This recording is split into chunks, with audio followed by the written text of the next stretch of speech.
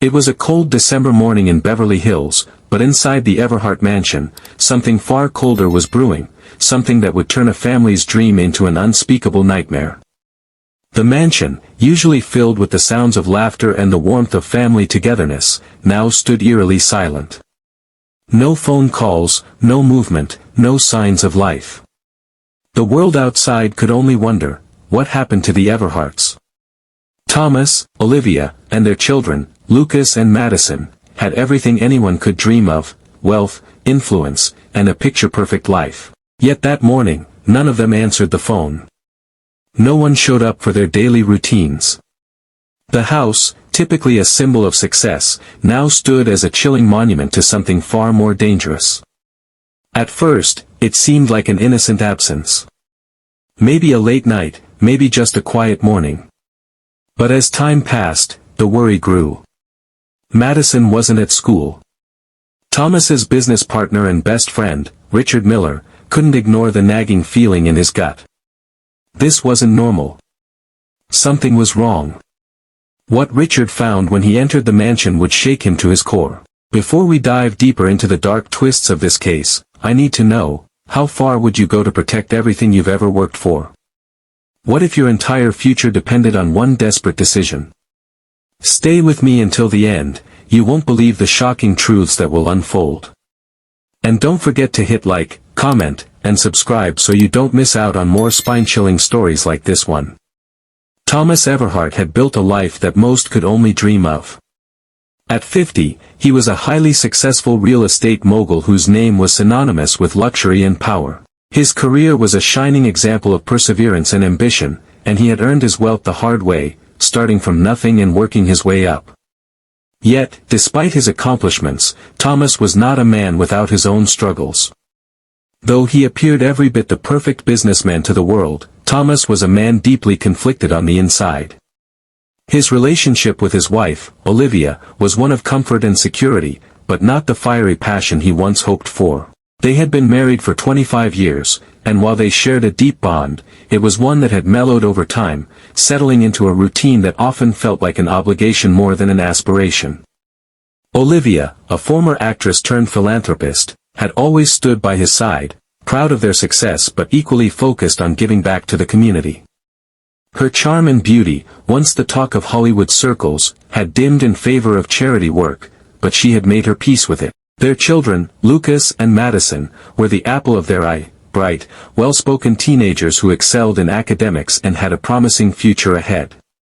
Lucas, at 18, was already a freshman at Stanford University, excelling in engineering, while 16-year-old Madison, the baby of the family, was a bright high school student with dreams of becoming a lawyer. She was outspoken, fiercely intelligent, and full of energy, often challenging her parents' ideas and pushing boundaries, much to their admiration. But like any teenager, Madison's relationship with her parents was complicated. While she respected them, she often felt suffocated by their expectations, longing for her own identity and freedom. Despite the Everharts' idyllic life, things weren't as perfect as they appeared.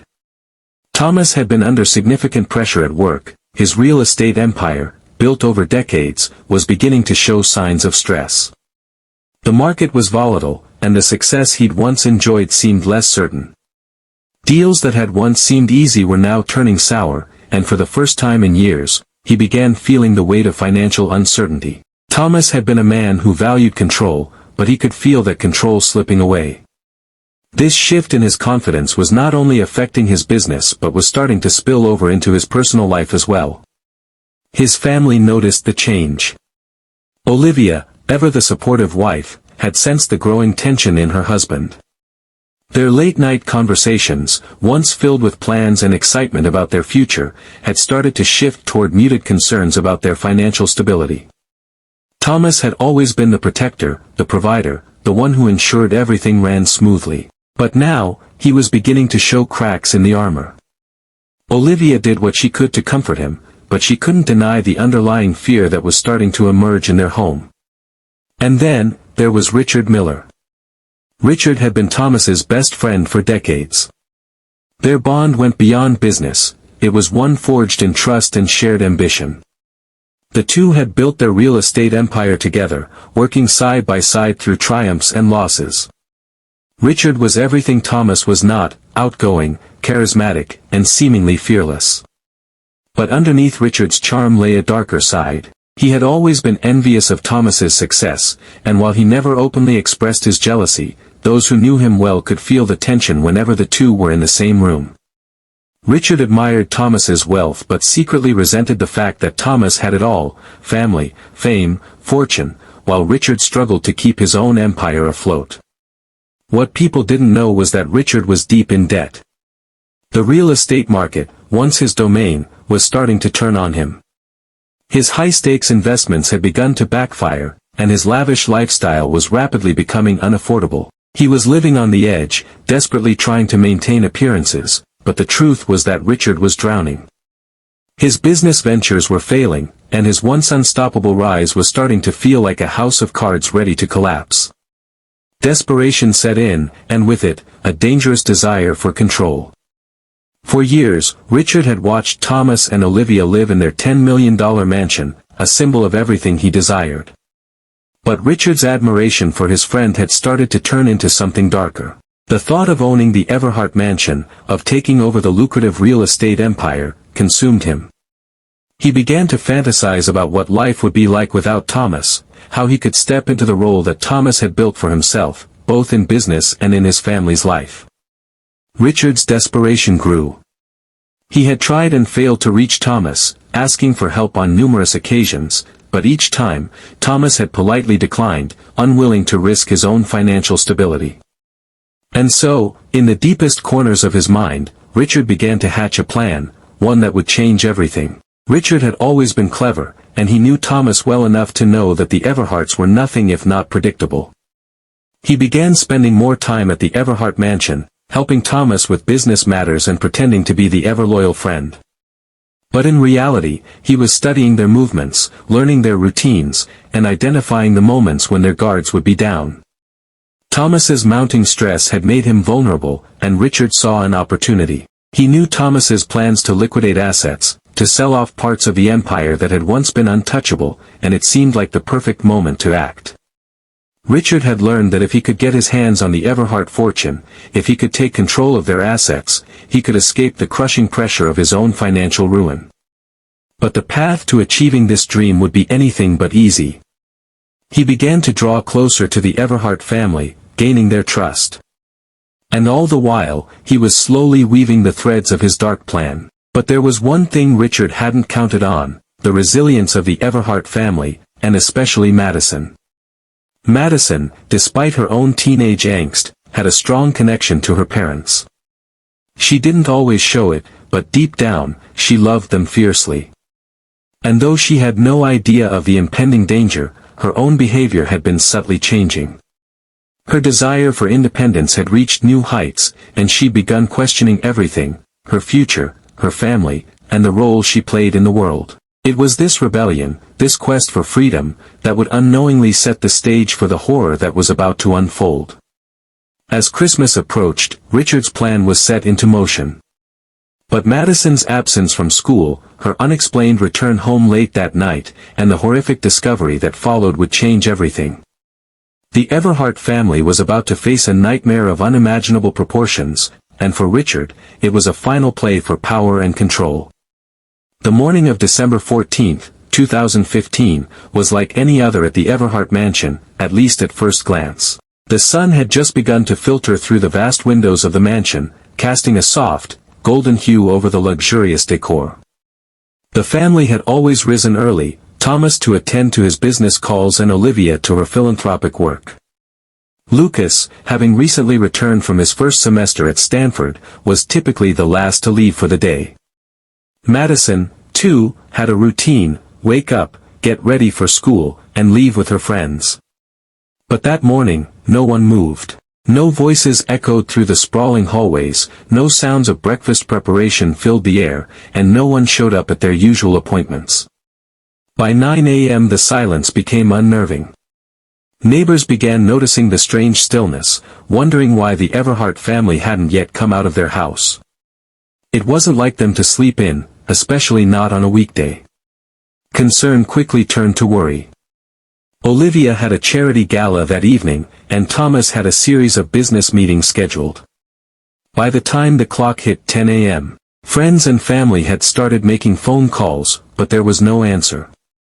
Finally, Richard Miller, Thomas's best friend and business partner, decided to take matters into his own hands. Something didn't sit right with him. Richard arrived at the Everhart mansion at approximately 10:15 a.m. His steps were cautious as he approached the front door. There was no answer when he rang the bell, and after a few moments of hesitation, he turned the doorknob. The door opened with an unsettling creak, unlocked. Richard's heart pounded in his chest as he stepped inside, unsure of what he might find. At first, the house seemed peaceful. Too peaceful. The faint scent of coffee lingered in the air, but the house felt frozen in time. The front hallway, usually full of energy, felt hollow and deserted. Richard moved cautiously through the mansion, calling out for Thomas and Olivia, but there was no response. As he ascended the grand staircase, the feeling of unease only deepened. It was at the top of the stairs, in the long hallway that led to the family's bedrooms, that Richard stumbled upon the first sign that something was terribly wrong. The door to Thomas and Olivia's bedroom stood ajar, but the inside was eerily still. As Richard slowly pushed it open, a scene of unimaginable horror greeted him. Thomas and Olivia were lying in their bed, both covered in blood. It was clear they had been murdered in their sleep. The sight was horrific, but it wasn't the worst of it. Richard's breath caught in his throat as he turned and spotted the two children's rooms. Lucas, despite being older and more independent, had fought for his life. His bedroom door was kicked open, the room a gruesome display of struggle and bloodshed. The sight of his body, pale, lifeless, his hands still grasping at the sheets, as if trying to escape the violence, sent chills down Richard's spine. But it was Madison's room that made his blood run cold. Madison's door was wide open, but there was no sign of her in the room. Panic set in.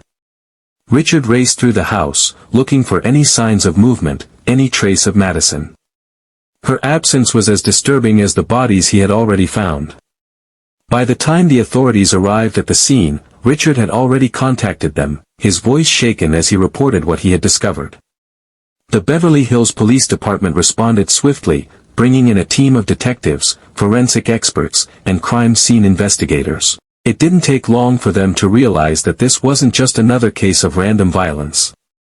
This was planned, personal, calculated, and brutal. The first indication of foul play beyond just the murders came when detectives noted that there was no forced entry. The mansion's security systems were intact, the locks unbroken. It was as though the killer had known the layout of the house too well. A sense of dread began to settle in as investigators started to piece together the sequence of events. Thomas had been killed first, likely in his sleep. Olivia followed, just moments later, both of them struck with blunt force trauma, a hammer, it appeared, based on the initial forensic findings. Lucas had fought back fiercely. His room showed signs of violent struggle, and his injuries were severe, indicating he tried to defend himself before ultimately succumbing to the same fate as his parents. But it was Madison's disappearance that gnawed at the detectives. Her absence, coupled with the calculated nature of the murders, suggested something far darker. Had she been abducted by someone close to the family? Had she witnessed the killings, or was there something more to her disappearance? As the hours passed and the investigation intensified, the authorities began to zero in on the most likely suspect, Richard Miller. On the surface, Richard had the perfect alibi. He had been a lifelong friend of Thomas Everhart, a trusted business partner, and someone who had been at the mansion the evening before the murders, working on a deal with Thomas. The two had spent hours together, discussing potential investments, and then Richard had left late at night, or so he claimed. But there was a problem, his alibi didn't hold up. As investigators scrutinized the timeline, they found discrepancies in Richard's story.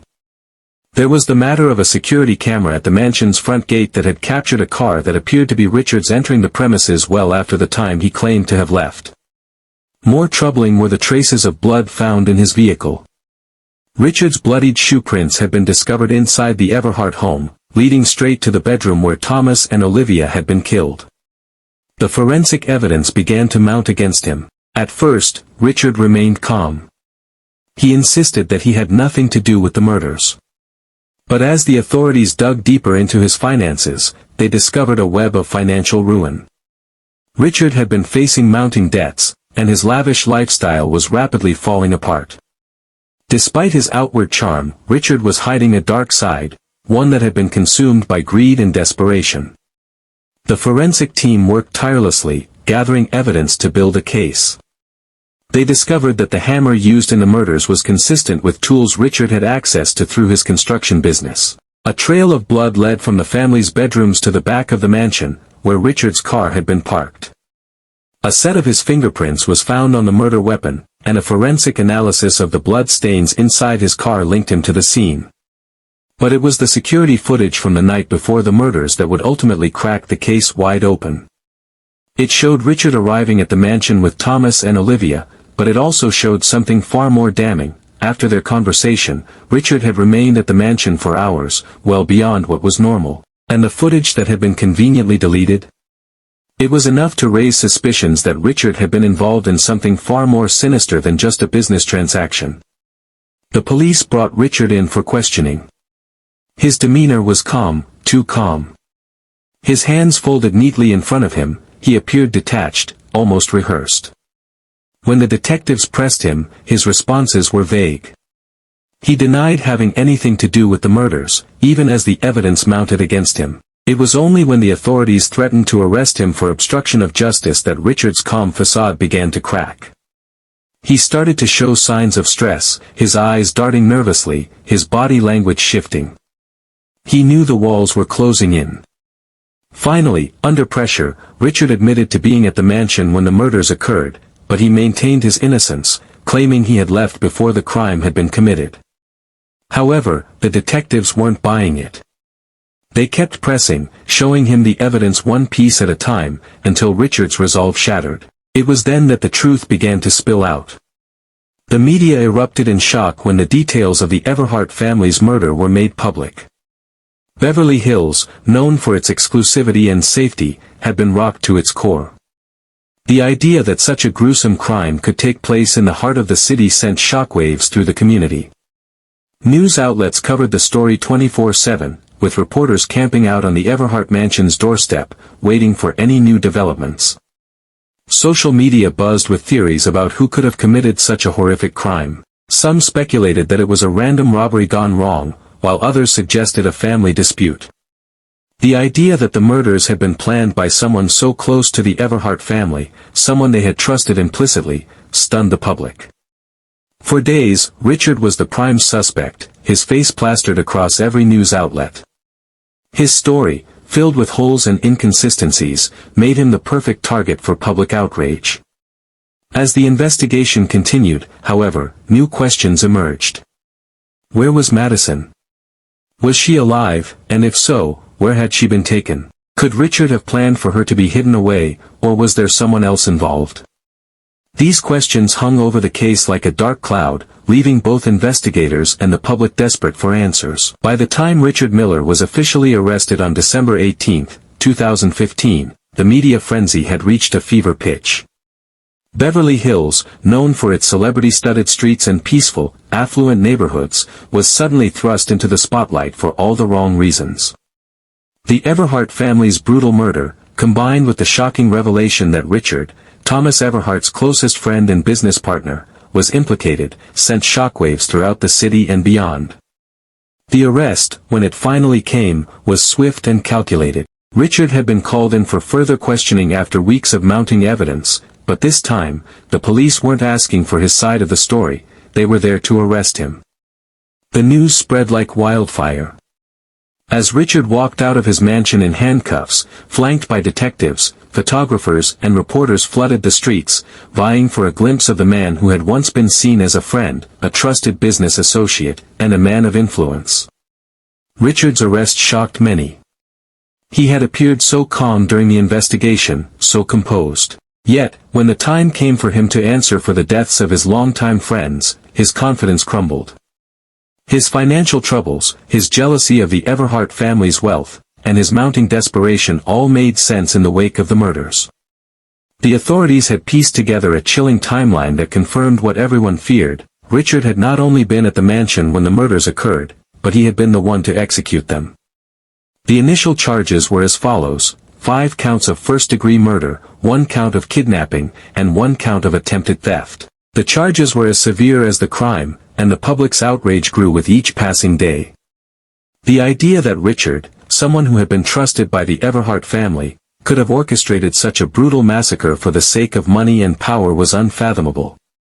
The prosecution wasted no time in assembling their case against Richard. With the amount of physical evidence, including forensic findings, security footage, and his own admission that he had been at the mansion the night of the murders, the prosecution was confident in their ability to secure a conviction. They were determined to show that Richard had meticulously planned the murders in order to seize control of the Everhart family's wealth and property, including the $10 million mansion.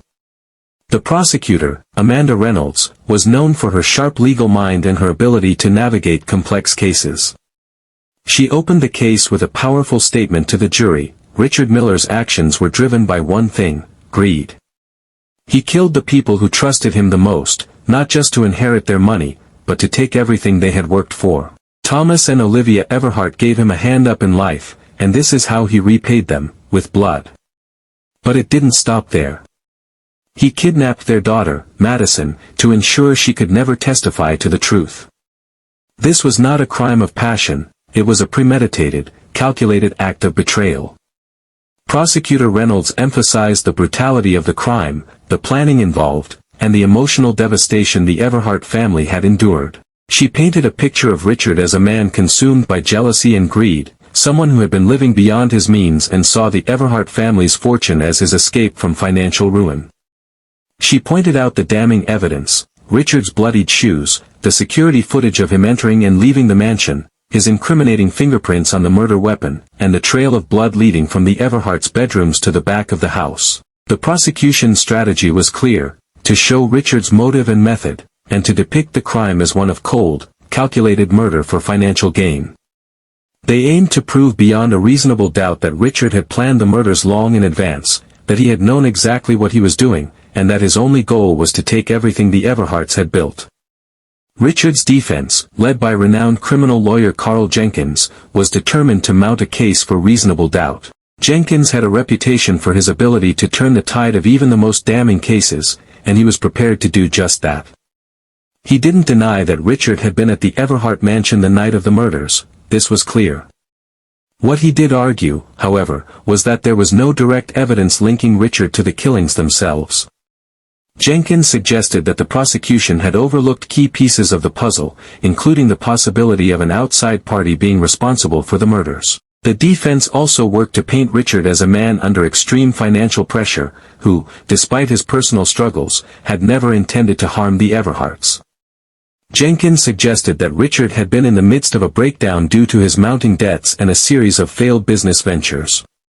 He argued that Richard had been manipulated by someone else, someone with a vendetta against the Everhart family. In short, Jenkins pushed the narrative that Richard had been caught in a web of circumstances far beyond his control, and that he was not the calculating murderer the prosecution made him out to be. One of the most significant strategies the defense employed was questioning the legitimacy of the forensic evidence. They suggested that the investigators had been too quick to jump to conclusions and that the blood evidence found in Richard's car was inconclusive. They also pointed to inconsistencies in the timeline and the security footage, claiming that it was possible someone else had accessed the mansion after Richard had left. They even suggested the possibility that Madison, who had been found alive, might have been involved in a way that the authorities had not yet uncovered. But this defense argument fell flat when forensic experts testified that the blood found in Richard's car was a near-perfect match to the victims and that the security footage showed Richard entering the mansion at the precise time the murders were thought to have occurred. The defense tried to cast doubt, but the evidence against Richard was overwhelming. As the trial progressed, the media played a crucial role in shaping public opinion. News outlets covered every aspect of the case, often sensationalizing the details in a bid for higher ratings. The images of Richard's arrest, his cold demeanor, and the graphic details of the crime were all over the news. People took to social media, offering their opinions and theories, and the case quickly became a subject of nationwide fascination. Online forums were flooded with debates about Richard's guilt and his potential motives. Many people found themselves torn between empathy for Richard, the man who had once been beloved in his community, and the horror of the crime he had committed. Some sympathized with his financial struggles, while others were disgusted by the apparent betrayal of a man who had been trusted by the Everhart family. The public sentiment seemed to be divided. While many were appalled by the cold-bloodedness of the murders, others wondered if Richard had been driven to madness by his overwhelming financial pressures. Despite this division, the media continued to report on every new development in the case, from the gruesome details of the crime scene to the shocking testimonies in court. The trial became a spectacle, with journalists speculating on the potential outcome and discussing the various theories that had emerged. For the Everhart family, the constant media attention was a double-edged sword. While the coverage ensured that their tragedy remained in the public eye, it also brought an unrelenting stream of questions and criticisms. As the trial entered its final stages, a few surprising developments came to light. On the day of Richard's testimony, the defense dropped a bombshell. They had discovered that Madison Everhart had been in contact with a mysterious individual in the weeks leading up to the murders. The defense suggested that this person might have had an influence on her actions and could potentially be involved in the crime. The prosecution quickly shot down these claims, stating that there was no credible evidence to support the defense's allegations. They argued that the timing of the defense's discovery was nothing more than a last-ditch attempt to cast doubt on Richard's guilt. Nonetheless, the accusation sparked a new wave of media frenzy, with some speculating that Madison may have had some hidden connection to her family's killer. Richard's own testimony was filled with dramatic twists, as he admitted to the murders but tried to justify them, claiming that he had been overwhelmed by his financial burdens and his obsession with the Everhart family's wealth. He told the court, "I never meant for any of this to happen. But when I walked into that house that night, I didn't know what I was capable of. The greed took over, and everything I'd been working for in my life, everything I wanted, became clear. It was too late to turn back." Despite his emotional plea, the jury was unconvinced. The cold, methodical planning of the murders, combined with the overwhelming evidence, painted a picture of a man who had sacrificed his morality for his own financial gain. The trial of Richard Miller was nothing short of a media circus. Every day, cameras captured the drama, from the tense moments in the courtroom to the emotional reactions of those involved. As the days passed, the case against Richard Miller seemed airtight. But the battle between the prosecution and defense was far from over. Each side fought tooth and nail, attempting to shape the narrative in their favor. With the eyes of the nation on him, Richard's fate hung in the balance. Key trial moments and testimonies. The trial officially began on January 10, 2016, just under a month after Richard's arrest. The prosecution was led by Amanda Reynolds, a sharp, determined attorney who had made a name for herself in high-profile criminal cases. Her opening statement was a powerful, impassioned plea for justice. She painted Richard Miller as a man consumed by greed and envy, someone who had carefully planned the murder of his best friends and business partners, the Everhart family, all for the sake of money. The prosecution called their first witness, Detective Mark Harris, who had led the investigation into the murders. Harris walked the jury through the crime scene with chilling precision. He described the brutal nature of the killings, emphasizing the blunt force trauma suffered by Thomas, Olivia, and Lucas. The jury was shown graphic photographs of the crime scene, including the blood-splattered walls, the twisted remains of the victims, and the weapon used in the murders, a hammer that had been found hidden under Richard's car seat. Harris explained that the lack of forced entry into the mansion suggested that the killer was someone who knew the family well, and the evidence pointed squarely at Richard. The security footage that captured Richard entering the mansion late at night after his alleged departure, the blood-stained shoes found in his car, and the forensic evidence linking him to the crime scene were all damning pieces of the puzzle. For the prosecution, it was clear, Richard Miller was the killer. The emotional toll of the case became evident when the prosecution called Madison Everhart, the sole survivor of the massacre, to the stand. The teenager, still visibly traumatized by the events, took a deep breath and began to recount the horrors she had witnessed. Her testimony was raw and heartbreaking. She spoke of returning home late that night, finding the house eerily silent, and then walking into the nightmare that would haunt her forever. "I was just trying to get to my room," Madison said, her voice trembling. "But then I saw my mom and dad. And my brother. She stopped, choking on her words. The courtroom fell silent, the weight of her grief palpable in the air. It was a moment that made even the most hardened observers tear up. Madison's voice broke as she described how she had tried to run, but Richard had caught her, dragging her into the darkness of the mansion. She was kidnapped, held hostage, and forced to witness the aftermath of the murders. Richard had told her that no one would ever believe her, that she would never speak again. But Madison had survived.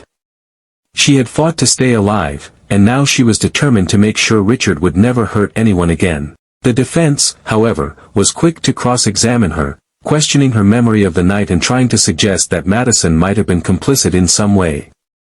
They suggested that perhaps Madison had been involved in a scheme with Richard, though this claim was swiftly debunked by the prosecution. But the defense's tactic was clear: they were attempting to discredit the only living witness to the crime. Next, the defense called Richard to the stand. In a courtroom full of tension, Richard Miller stood before the jury, his face pale but composed. He was still the picture of professionalism, albeit with a noticeable quiver in his voice as he began to speak.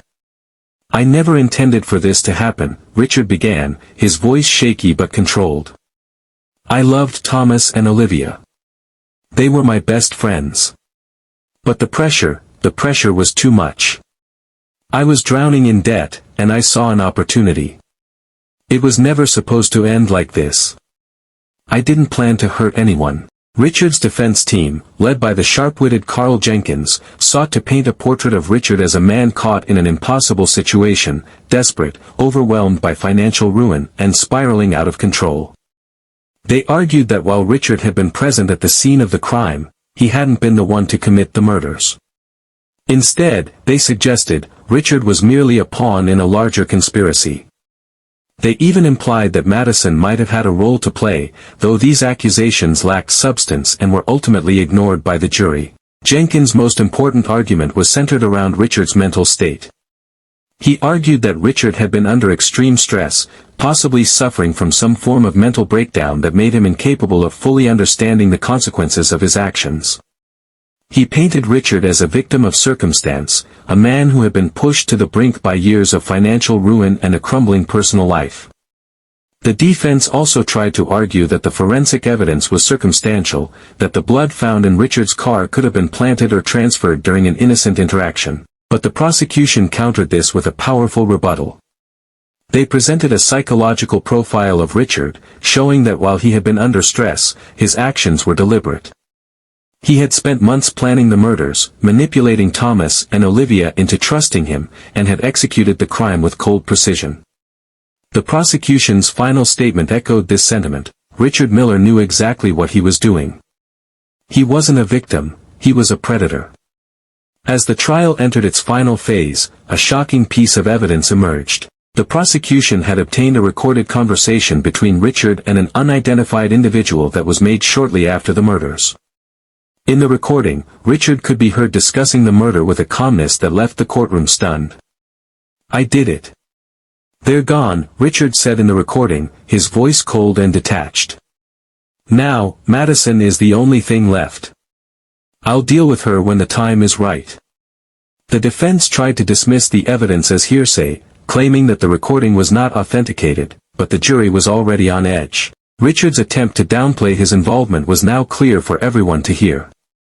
Public and media attention had intensified throughout the trial, with reporters from around the world covering every detail. As Richard's fate hung in the balance, public opinion was divided. Many still viewed him as a tragic figure, a man destroyed by his own demons, while others were filled with anger and disbelief at the extent of his betrayal. Social media exploded with discussions, theories, and emotions running high. Some people sympathized with the pressure Richard had been under, while others felt that no amount of hardship could justify the brutal murder of an entire family. On February 10, 2016, after days of deliberation, the jury returned with a verdict. The courtroom was packed, the air thick with anticipation. As the foreperson stood up to announce the decision, the room fell into a tense silence. On the charge of first-degree murder for the deaths of Thomas Everhart, Olivia Everhart, and Lucas Everhart, we find the defendant, Richard Miller, guilty. The room erupted into gasps, some quiet sobs, and a mix of emotions. Richard's face remained emotionless, but there was a noticeable stiffness in his posture. His defense team looked defeated, their last hopes dashed. The guilty verdict extended to the kidnapping of Madison Everhart, and Richard was found guilty on all charges, including attempted theft. The judge set the sentencing hearing for the following week. When the sentencing was announced, the courtroom was filled with a hushed reverence. Richard Miller was sentenced to life in prison without the possibility of parole. His fate had been sealed, and the man who had once been trusted by the Everhart family was now condemned to spend the rest of his life behind bars. Madison, who had been present during the trial, remained composed, though her grief was palpable. She had always loved her parents, and though she had been forced to live through the trauma of their deaths, she stood strong. Her recovery would be a long road, but she now had the closure she needed to begin that journey. The Everhart family's extended relatives, friends, and colleagues were in attendance during the verdict. Their emotions ranged from relief to anger, but all were united by a sense of loss. They had lost Thomas, Olivia, and Lucas in the most horrific of ways, and although justice had been served, no one could erase the pain they felt. Richard, in the end, showed no remorse. His face remained stoic as the sentence was read aloud, and he showed no signs of emotion. Some spectators in the courtroom whispered that he was a man who had come to terms with his fate, while others believed his lack of remorse only deepened the tragedy of his actions. The media continued to cover the aftermath of the trial, the family's tragic story, and the haunting legacy of Richard Miller's betrayal. Public reactions were mixed. Some expressed sympathy for Richard's personal struggles, while others saw him as a monster who had taken everything from a family who trusted him. The case would go down in history as one of the most shocking betrayals of trust in American criminal history. The dust had settled in the courtroom, and the verdict had been delivered. Richard Miller, once a trusted friend and business partner, was now sentenced to life in prison without the possibility of parole. For the Everhart family's friends, relatives, and the public at large, the sense of justice had been met, but the scars left by this heinous crime would never fully heal. The case reverberated far beyond the courtroom, touching lives in unexpected ways, and raising questions about the nature of greed, betrayal, and the human capacity for cruelty. Madison Everhart, now 18, was left to rebuild her life after the brutal loss of her entire family. The trial had been an emotional roller coaster for her, a public journey into the deepest recesses of her pain, but it also provided the closure she so desperately needed. After the trial, Madison moved out of Beverly Hills, away from the mansion that had once been her family's home. She moved in with a close family friend who had supported her throughout the ordeal. Though she struggled to move on from the trauma of losing her parents and brother, she was determined not to let their deaths define her life. Madison found solace in her studies and began speaking out about her experiences. She started a foundation dedicated to supporting victims of violent crimes, particularly those who, like her, had to face the aftermath of brutal familial betrayal. She spoke at conferences, did interviews, and raised awareness about the importance of mental health support for victims of violence. Madison's voice, once silenced by fear and pain, had grown louder in the years following the trial.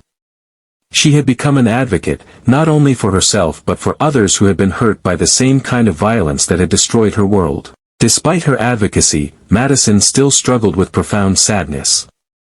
The trauma of witnessing her family's murders, of being held hostage by the person she had trusted most, was something that could never be undone. At times, she wondered if she would ever truly heal. But as time went on, she found strength in her survival and in her ability to help others who had faced similar horrors. For Madison, the fight for healing was ongoing, but she was determined to continue it, one step at a time. Richard Miller, meanwhile, was now serving his life sentence at San Quentin State Prison. His trial had painted a portrait of a man consumed by envy, desperation, and greed. Despite his conviction, Richard's demeanor throughout the entire ordeal had been remarkably unemotional. He never once expressed remorse for the pain he caused, never offered an apology to the Everhart family or to Madison. His lack of emotion continued in prison, where he remained largely isolated from other inmates. Richard had become a figure of contempt, both for those who knew him and for the public. The fact that he had murdered an entire family for money, including the children he had once considered his friends, made him a pariah in the prison system.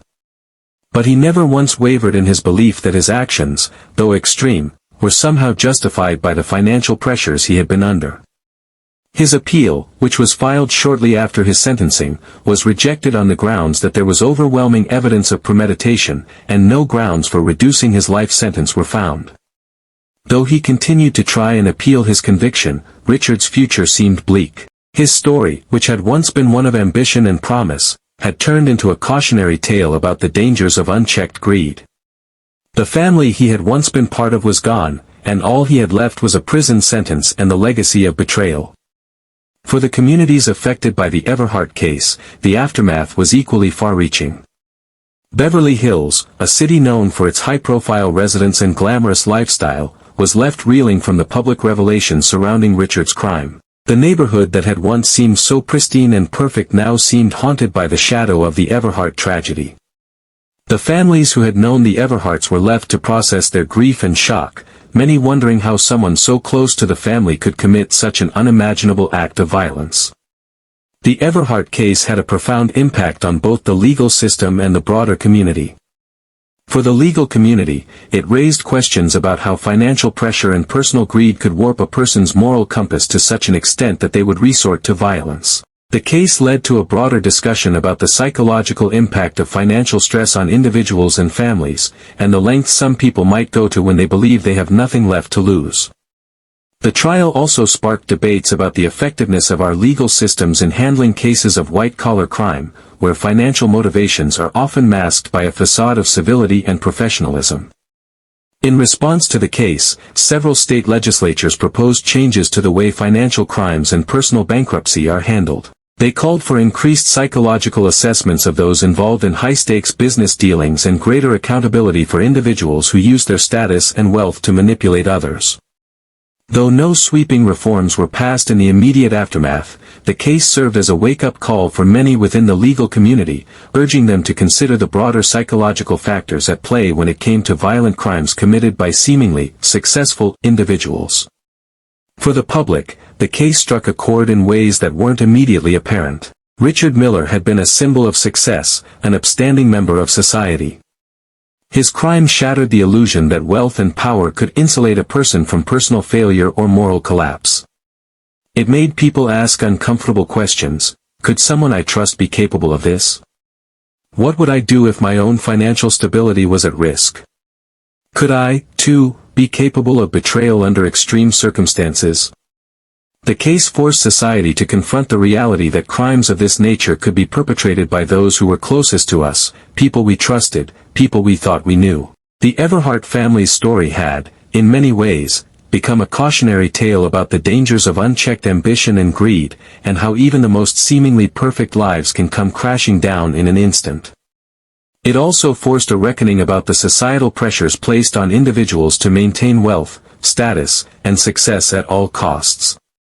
The case was an uncomfortable reminder that even those who seemed most secure could be driven to darkness by forces they could no longer control.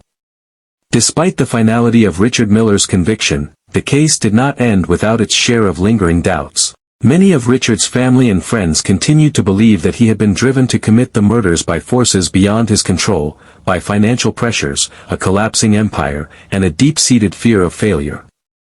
They pointed to the inconsistencies in the evidence and questioned whether Richard had truly planned the murders in advance, or if he had been caught in a moment of desperation that spiraled out of control. While these arguments did little to sway the legal system, they persisted in the public discourse.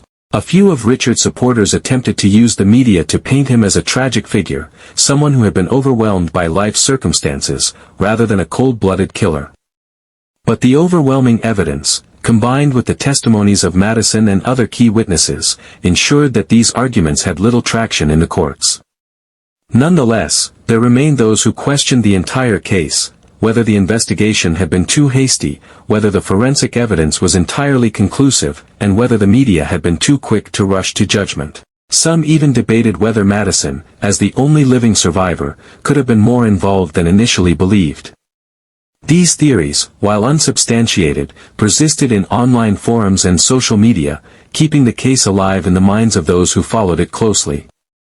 As the years passed and the dust settled, the Everhart case continued to be a reminder of the darkness that can lurk behind even the most polished facades. Richard Miller had been convicted, but the question lingered: how far could any of us be pushed before we too, out of desperation, succumb to the destructive forces of greed, envy, and self-preservation? Was Richard simply a victim of his circumstances, a man who had lost control, or was he always capable of such cruelty, waiting for the right moment to strike?